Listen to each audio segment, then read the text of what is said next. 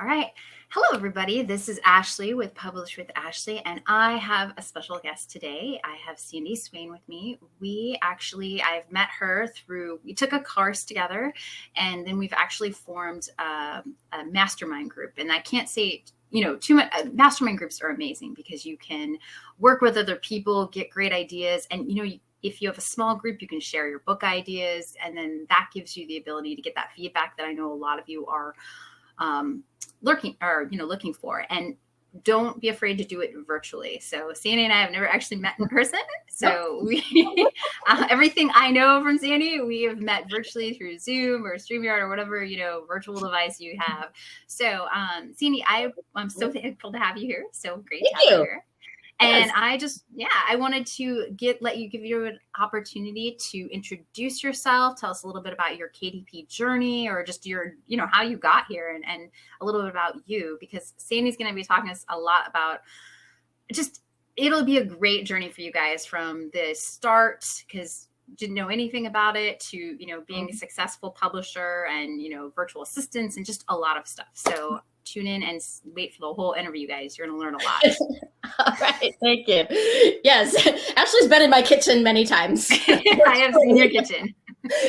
I like to work from my kitchen. I like the light here. So yeah, so we just met virtually, through this coaching thing. So she's watched me go from square one, working all by myself, to now working with independent authors and having, virtual assistants. So she just thought you might like to hear about my journey to become a full-time self-publisher. So before I got into publishing, and maybe, Ashley, maybe a lot of your audience has done this too. I was working as a seller on Amazon, but it was through a different program called FBA, and that stands for Fulfilled by Amazon. So, I thought, oh my gosh, this is going to be awesome, because people can purchase using their Prime membership, because your stuff's already in the Amazon warehouse, right? So you get to have your stuff on the biggest shopping site in the world, Amazon, and they store your crap until it's purchased. You don't have to keep it in a garage. They handle the payment, they pick it off the shelf, they pack it up, they handle all the customer stuff, all the customer service and the returns. And I'm like, yay, this is great. Mm-hmm. This was a passive thing for me to do, because once I shipped my box out, my job was done. Okay. So, sounds great. So I was a pretty small potato seller, but I was having some 5-figure months, and, to be honest, it was fun to shop for cute inventory. And I did stuff. I did housewares and stuff for parties. So it was pretty fun, but it wasn't as passive as I hoped it would have been. And there were a lot of downsides. First of all, I had to have a huge credit line. You need money to get started. Yes. So to go and purchase stuff, to go to warehouse, to wholesale shows, or to, do retail arbitrage. All this other stuff. So you have to have a large credit line to do that. I have to make my best guess for how much inventory turnover I had, because if you don't have enough and you sell out, you're losing money and your rank goes down. Okay. Right. You got to keep it churning, right? You got to keep it churning, and that's not easy to do. And then if you miscalculate and you buy too much inventory, well, guess what? It sits there in the warehouse, and you know what they do is they charge you fees for storage. And if it's too long time, they say, wow, you're really not turning this. We're going to charge you long-term storage fees. So, it was frustrating. And it was a lot of work. I had to package the stuff. You have to label it according to their exact specifications and standards. That costs money. Sometimes I paid my neighbor to come in and help me package stuff up. If any of your audience does FBA, they're going, yep, I know. I almost went FBA, and I decided to go KDP because we move, right? So I couldn't do that whole inventory. Yes, our family moves around a lot. So that's even more difficult, to deal with all that stuff. So you have to send the stuff out to the warehouse, and it's not just to one warehouse, mind you. They want you to send it to several warehouses. it was usually like 4 warehouses what to send it to, and I'm lugging the boxes to UPS, and it's hurting my back, and it's costing a lot of money. And then on top of that, even if you did great and your listing was just going wonderful, some competitor could just glom onto your listing and just like put their price really low. So either your stuff doesn't sell or they tank the price and until you run out of stock, game over. So I'm like rethinking all my life decisions here.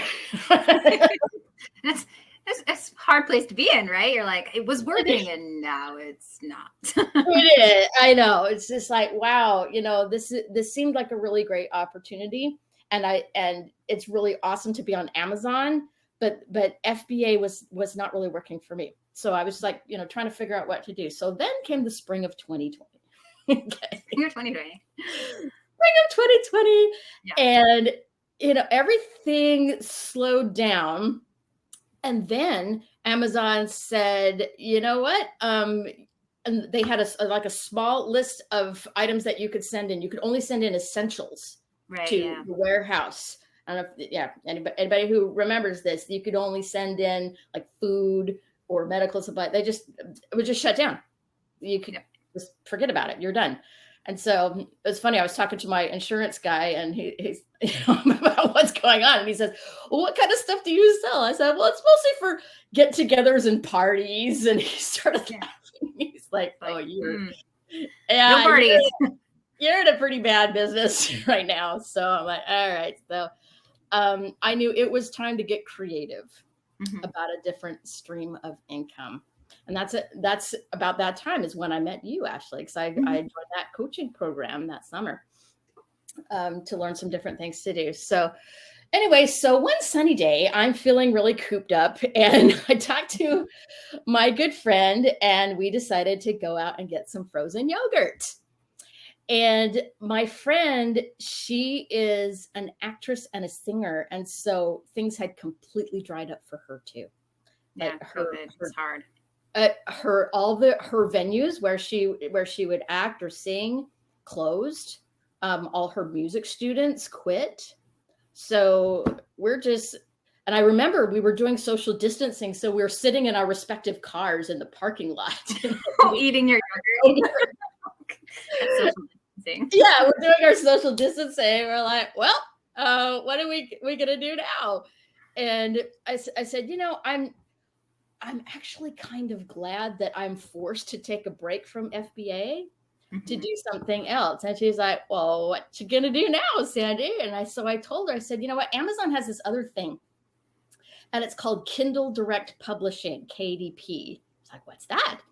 I said, well, it's for authors to publish their books, but people create all kinds of interesting stuff and put it up on KDP. Like some people do like notebooks, they do gift books, they do puzzle books and stuff for kids. And I said, I've created a couple of notebooks. I just dabbled in it just for fun, but I didn't really do much with it. And she's like, well, how's that different than that Amazon thing you've been doing? I said, well, you still get to be on Amazon. You don't have to pack anything. You don't have to ship anything. They do it. There's no storage fees because the book doesn't even exist until somebody buys it. I mean, she just like, what? She could not believe this. It's like, this is just too good to be true. I'm like, yeah. And you never run out of inventory. If you have a book that sells, you can just sell it and you never have to ship more in. She's like, wow, that's cool. And I said, you know what? If I had put like the last year that I was doing FBA, if I would have just put a solid year in and just put as much effort into creating these books as I have with this FBA, I said, you know what? I bet I would have enough passive income to cover my bills. Not fabulously rich or anything like that, but just my monthly burn, right? My rent and my groceries. I bet that would be covered. And so she just sat there wide-eyed listening to that. She says, you know what?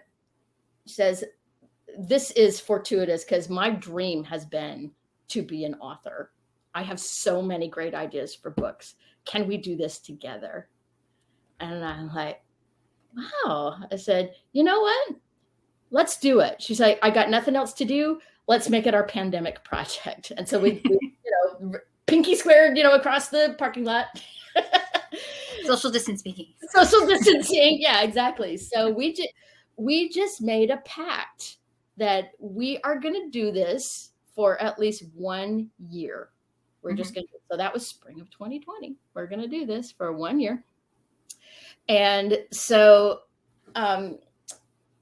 some people have asked me like how I set that up, and I wrote her a deal memo to, and it's not, people get confused when I mention that it's not a legal document. It's just, it's something to, and you may have heard of this actually, just something to formalize our working together. Right. Set expectations, and that way no one gets upset. Right.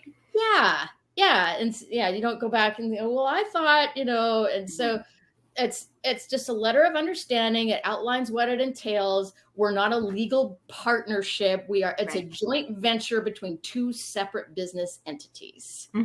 So, each person's going to be responsible for their own things. We outline, the use of the assets, how the royalties would be split. And so we're like, all right, cool, let's do this. So it took us a couple of months to get traction with it. Like, what kind of tools to use, and you were helpful with that. Just, trying to figure out, what people that do this full time, what the heck do they do? Process, right. All that. It just takes time and learning and experience and all that. Yeah, exactly. Like we didn't know anything, but we were committed. We were committed. I know a little bit about the Amazon platform from doing FBA. Right. I really hadn't played much with KDP since it was CreateSpace. I mean, that was quite a while ago. Yeah. So we first started being consistent with uploading stuff in Q4 of 2020. Just like every day uploading stuff, and I finally saw those colored little bars. Yes, the KDP bars. Because people would take screenshots of that and post them to your group or other groups. And you don't get the pretty bars unless you have sales. That's not uploads. That is actually sales. You got to sell something. You got to sell something. So Ashley, you were one of the first people that I told her. I showed her, like, Ashley, oh my gosh. I remember. I think I got a screenshot email too. Yeah, exactly. And you're like, yeah, it's so pretty. So I was like so proud. So I just felt like I was one of the big kids that was actually doing something. So yeah, so that's how that got started. Really doing that. And that was when I started to make a shift from thinking of myself as a solopreneur to a publishing company that works with independent authors. That was the shift that I made. So, and I read a book called Who Not How. And basically it's, instead of thinking, well, how do I do this, and trying to figure out something, ask yourself a different question. Who can help me accomplish this? And it's not, I mean, some people think that's a selfish thing. Oh, having other people do things for you. No, like with my friend, I was as much a who for her as she was a who for me. Right. She told me, it's like, this is my dream. I hate to go to bed because I don't want to stop doing it. I'm putting together these things. She says, and I've always wanted to just like, write books and put stuff together and just like throw it over the wall and have somebody else take care of it and publish it and put it up somewhere. Yeah, so, and that's a lot of people's dreams. So it's that who is a shift in mindset of not like taking advantage of someone or anything else. Like who has the expertise that just wants to do that. They don't want to do anything else. They just want to do that, and they don't want to handle the details, or maybe they have a certain detail they like, nothing else. Yeah. People who've been in business for a long time, sometimes we forget that not everybody loves that idea. They're like, oh my gosh, my own business and dealing with marketing and taxes and no thanks. Yeah. I just want to do my thing and get paid. So so after a while, so by that January, we worked so hard. This is like all we did. By that January, of 2021, I started to send her checks with commas, 4-figure checks. Cool. So, and that's a split too, remember? So that's a split. Right. Yes. Yeah. I mean, you can decide what your split, but with her, I did a 50-50 split on what we created together. And I was as excited to send her checks with payments as I was or payments with commas as I was to get one, right? Yeah. Yes. I was just as excited. It was awesome. Okay. So then it became, too much for me to handle. She was just like sending me a whole bunch of stuff and I couldn't do it. So I need help. So I ended up hiring 2 virtual assistants from the Philippines. And one of them I taught to, construct the books I had. Ashley knows in our mastermind group, I talk about recipes all the time. Yes. And it's a set of instructions of how to do something, right? That's all it is. It's a recipe. So when I would come up with a publication, then I would just like make it into a recipe, and then I could teach my assistant how to do that. So one assistant, she did the construction, and then the other assistant, I wanted to advertise for me, and I needed some instruction on how to do that. Okay. Yeah, now, ads are confusing. It's so confusing. And I had done it before, not knowing whether I was doing it right or, whether I was making a profit from the sales. I had no idea what I was doing. So what I did is I needed something to teach him. So I had purchased as part of a group purchase bundle of things. Ashley had a course. She had her advertising boot camp. And so I went through it, and I even joked around with Ashley halfway through. I'm like, you're making us do math. Yes, math. No. And complex math. I know. She's calmed me down. She's like, it's okay. You can do this. Don't be scared. But I learned the term ACOS, ACOS, advertising cost of sales. And to do that, you have to know what your break even is. So I found out for my typical book, my break even was 23.4%. And I'm like, wonder what it was on my portfolio that I did last year. It was almost 30%. Right. Which means I was losing money. Yeah. Or that advertising campaign was not profitable. I didn't know that. So, so because I had taken her course, one of the first things that I taught my assistant how to do was daily optimization. So like Ashley has these things. So you're supposed to, every day, you're supposed to take a look at this and this, and who has time to do that, right? Yeah.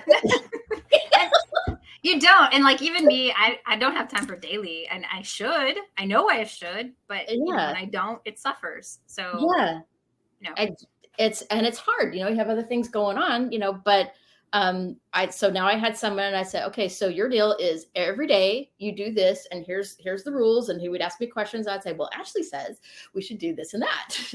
Okay. So he had a list of daily tasks. So I made him a reference sheet that I took from Ashley's course, but I just made it for my own. Here's what we're doing every day. Here is the ACOS for this product, this product, this product. So, just check and make sure, the rules. So everything's great.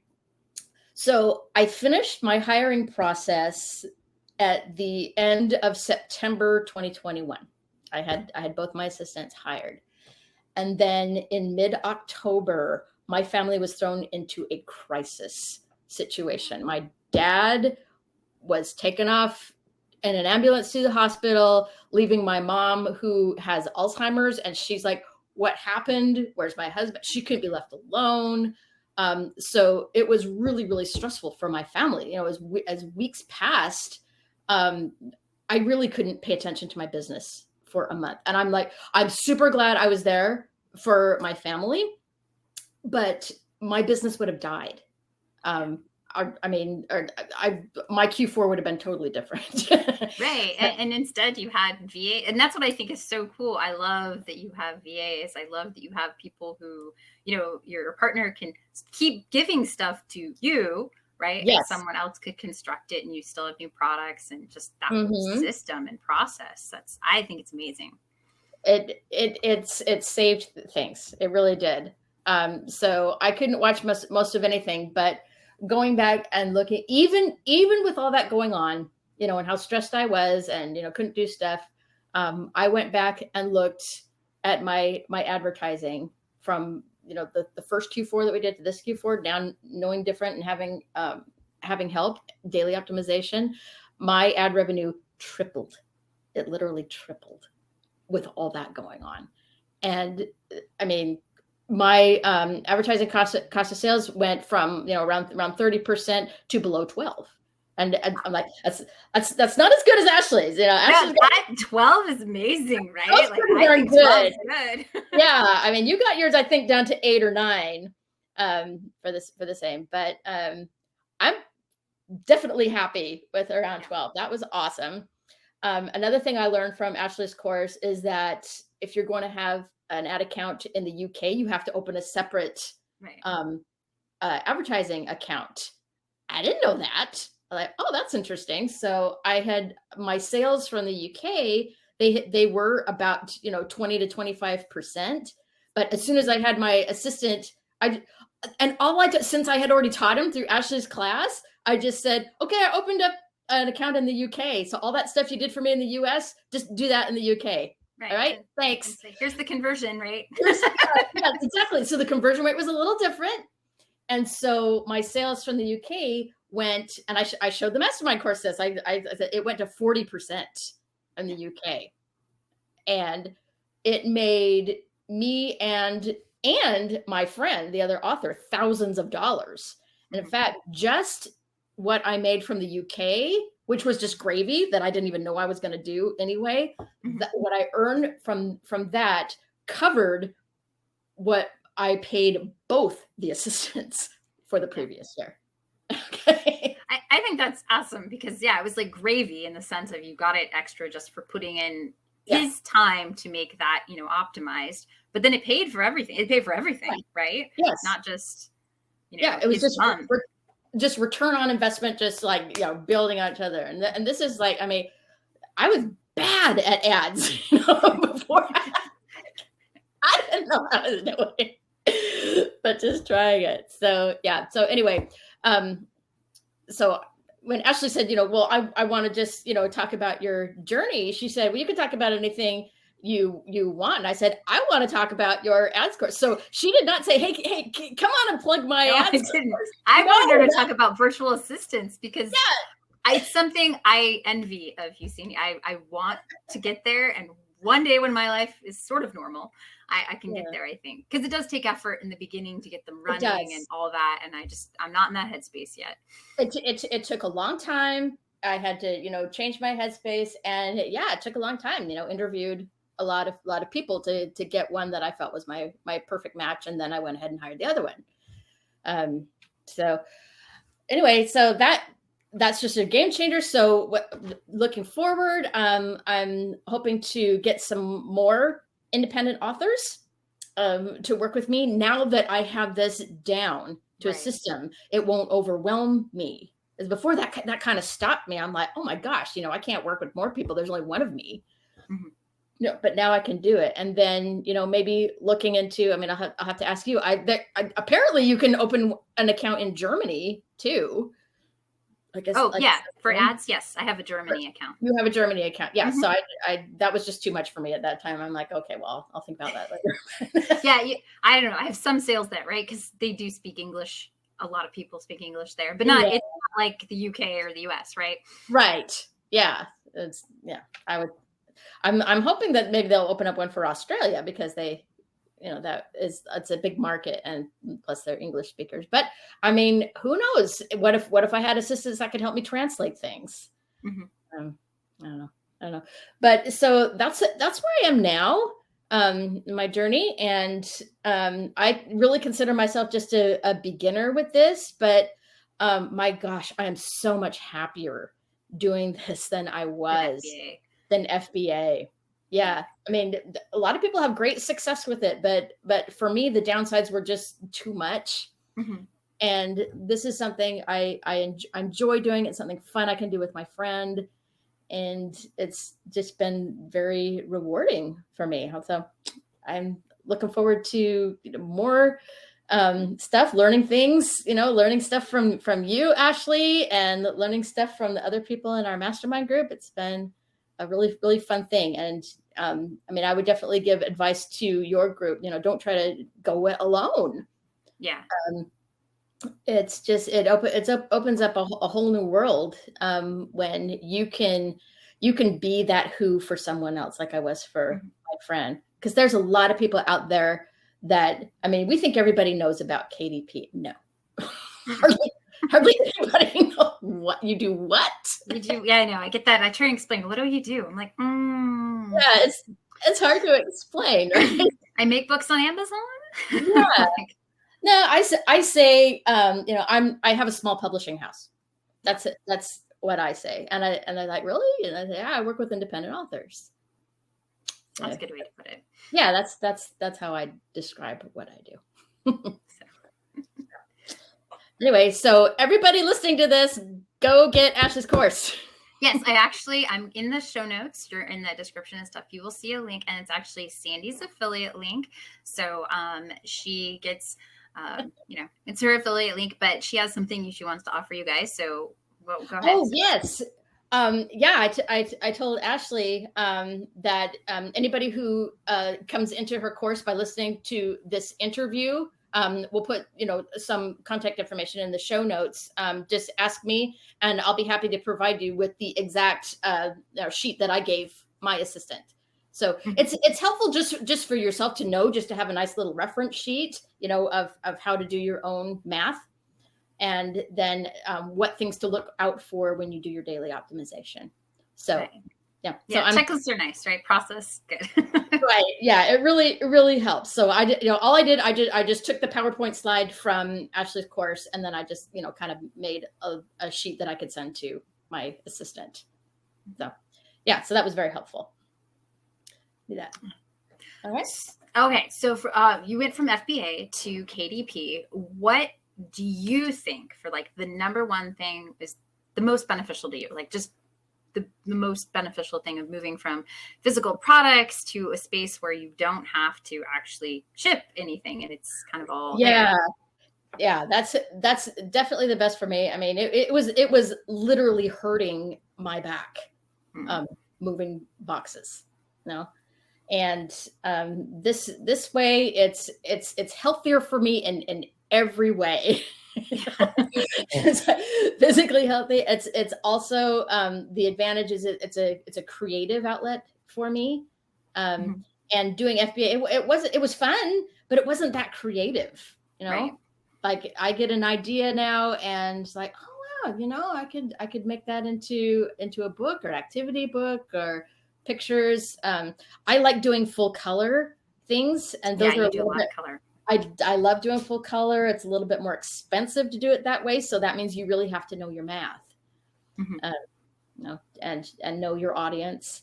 But yeah, that's definitely the most beneficial, is that I got now the main benefits that I got from FBA without the main drawbacks of FBA. I can have an unlimited catalog of products. Okay. That was the best for me.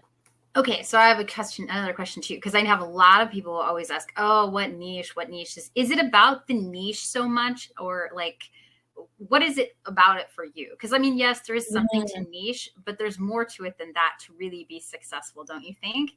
Yes, I do. I agree. I don't try to copy other people. Yeah. Very true. Don't do it. But yeah, and don't get me started on this whole, idea of, just find something and copy it. I follow the philosophy of a book called Steal Like an Artist. You've heard me talk about that a lot. So learn the techniques of an artist. Yeah. Learn, or, so you see somebody like, don't copy what they did. Mhm. Just learn, okay, what kind of techniques did they do? You know, what is appealing about that cover, or the way that they did something, and learn the technique, but then use your own creativity to make something. Yep. So don't be a me too. And just, oh, well, this dabbing unicorns, is what everybody, so I'm going to do dabbing unicorns. Right. If it's already big, you're probably too late to the You're party. probably too late anyway. Mhm. Yes, exactly. So I'd say, look at trends. And Ashley, even in your course, you talk about looking at trends. That's different than just being a me too. Right. It's you just have to know the distinction between the two. Yeah. And it's not easy, I think, at first for most people, but learn the audience, learn what they want, not what you want. And Right. There's a difference between that. And that, I think, is really hard for people. And so that Steal Like an Artist, that's what it's all about. It's not stealing anything. It's more what techniques, what catches your eye, why does it catch your eye, why does it resonate with the audience? And that's what you think, what you really need to do for niche research. Yes, you can look into niche research, see if there's a market, but it's deeper than that, right? And that's really what makes your book set apart. It is. Yeah. And you develop an eye and kind of a feel for this sort of thing. Mm-hmm. See, something that's intriguing. Yeah. But I think people get way hung up on what niche should I choose? Because it's different for people. I mean, I know that you have niches that are specialized, but it's because you're familiar with that niche. You are that audience. You know what kind of things that audience would like or understand. Mm-hmm. Yeah, I create books for me. I've heard you say that to people. That I don't know what to do. Well, what do you want? Make something for you. Make something for you. I've heard you literally say that. It's like, well, I don't know what kind of plan. Well, what kind of planner do you want to buy? What kind of book do you want to buy? What would your kids like? Make that. Be your own audience. Just start from there. I think that helps a lot of people because they're trying to do, I don't know, something and they don't understand it and it just gets messy. Right. Instead of doing something and getting better at that. Right. Yeah. I've gone down that wrong path before, is trying to make something that I don't understand. And it was a really bad idea. And I got negative feedback from someone, that bought a book on this particular specialized thing. And I got it wrong. And they were like, what? This is stupid. So I learned my lesson. I don't do that anymore. Right. I do audiences that I know, or you could joint venture with somebody who understands that. Right. So your partner has her specialties and she uses those to, create books that her audience that she understands would like, and thus they connect. She is a musician, so anything we do about music does great. I wonder why. Is because she knows what appeals to musicians. Right. That's that's if you're a teacher or a music teacher, anything, like any job you have, you can use pieces, maybe not the whole thing, but pieces and parts of that to make something special. Yes. Yes. Don't think, oh, I don't know anything. I'm not an expert on anything. Baloney. You are an expert on something. There's something that that you can share your knowledge, or you just know what someone like you would like. What sort of things you enjoy. Camping or theme parks, or what your kids are into. Well, and there's this one guy. He was a mechanic, and he's like, I don't know what to write. So he actually wrote a children's book explaining. It's very simple, but explaining cars and parts of cars to kids, so that parents could read it to their kids. And he does really well. You think, that wouldn't sell, but there are moms, dads who are mechanics, or just people who love cars and want to teach their kids about cars. What a cool idea. I mean, how many things that people know is like, okay, so no, how would you explain this to a kid? Yeah, that's a great idea. How would you explain something to a kid? Because there's another parent, uncle, aunt out there who wants to explain it. Yeah. What a great idea. So there you go. People watching this, take that idea, how would you explain whatever, you have a nail salon, or whatever you have, how do you explain that? Because kids are fascinated with how stuff works. They are. Like, I don't know, nail salon. I'm trying to think of like maybe one of how those chairs work or so, like, there's so many crazy things, how your skin grows, your cuticles, all that. Like kids love that sort of stuff. Yeah. Yeah. There's something that that other people would find fascinating. Mm-hmm. Yeah. So so great idea for a niche. There you go. So that's, niches or niches, whatever, are, they're a dime a dozen. It's about that expertise. It's about putting yourself into it to create something unique and different. And I love that idea. So thank you. Let's see, is there anything else you want to share with everybody before we wrap this up? No, just, I'm just, really glad that, I was able to meet you, and,